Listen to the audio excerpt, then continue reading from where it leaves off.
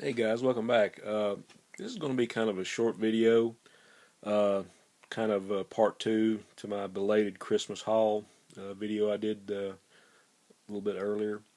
This first thing I want to show you was a gift from a guy you all know. He hadn't been on YouTube lately, but I'm trying to get him back on here. Is our good friend Chris Meadows. He had me stop by his place a few days ago, and he had had something for me for Christmas. Actually, him and his wife both had something for me and my wife Sandy. But this is something that he made, and I thought was really cool. Uh, but I guess it's sort of a decoupage thing, and he had got these tiles, and I guess sanded them down smooth, and found a bunch of old coverless comics and cut some panels out of them and glued them down, which is really cool.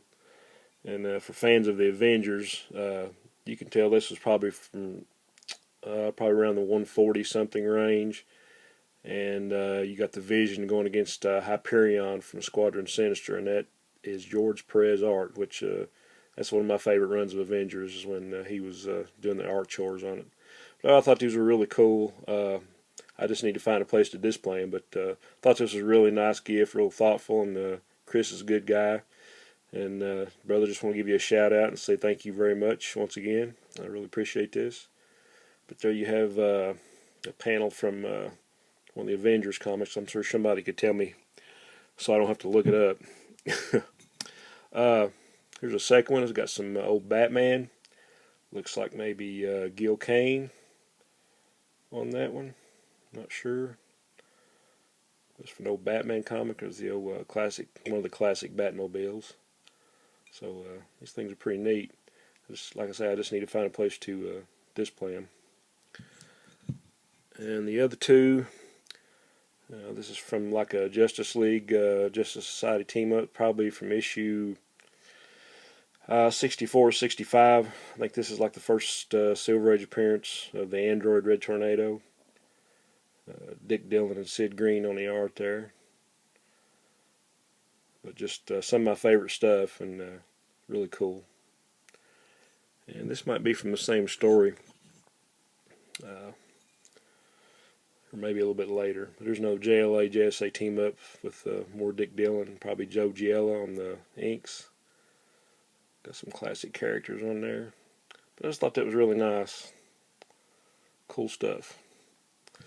Okay, the rest of it, I had a gift card I hadn't spent yet, so I got on Amazon and got some stuff that I'd kind of been wanting. Uh, this is a movie that I just love. The first one, No Way Out, with Kevin Costner and Gene Hackman and Sean Young. A really cool movie from the late 80s, I think. Got a really nice twist ending on it. And the other one on there is Company Business. I know I've seen that movie, but it's been a long time ago, and I just kind of want to see that one again too. But it came in a 2-pack, so it was pretty cool. Gene Hackman and Mikhail Baryshnikov. So, two pretty good movies from the 80s.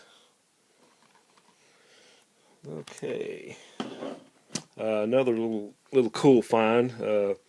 Phantasm is my all-time favorite horror movie, and they finally published a book, and this actually goes into detail of how the Phantasm movies got made, and all the way up through.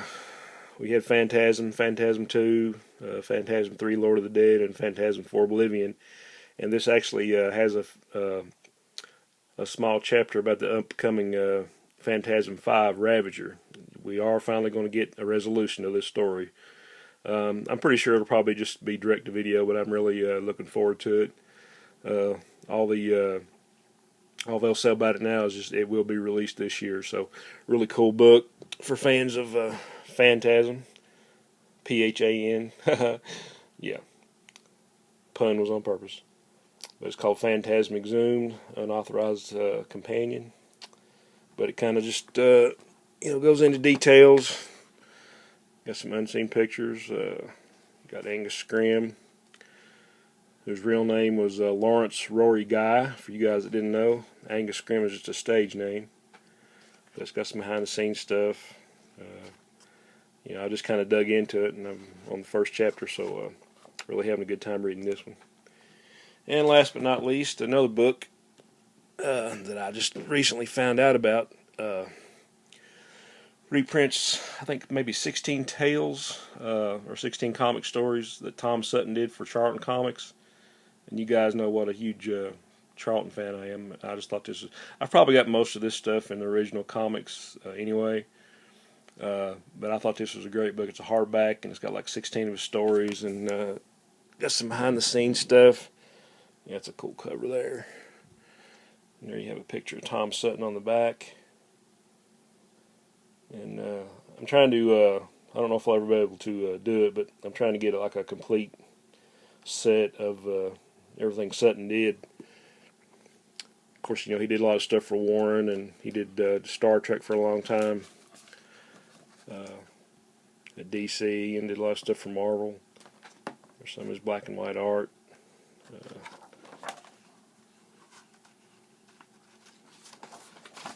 There's another picture of him at his drawing board. And some Vampirella artwork by Tom Sutton. Very cool.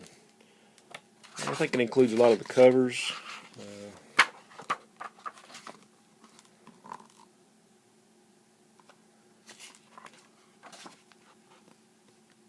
Got a cool illustration of Swamp Thing there. Actually didn't know he did any Swamp Thing. Might have just been a commission or something. Here he is once again in the studio. Big bear of a man. Another cool illustration. And then most of the rest of it is just reprints, like covers. That's one of my favorites. Ghostly Haunts, there's another cool cover. And the rest of it just kind of reprints. Ghost Manor number 23, I've got that one. That's one of my favorites too. That's about Terrible Teddy, and it's just basically some of his best stuff from Charlton. There's actually got like a black and white story that was printed in black and white through a glass darkly. So, really cool book. Glad to have it. And that's all I got for this one, guys. And as always, onward and upward.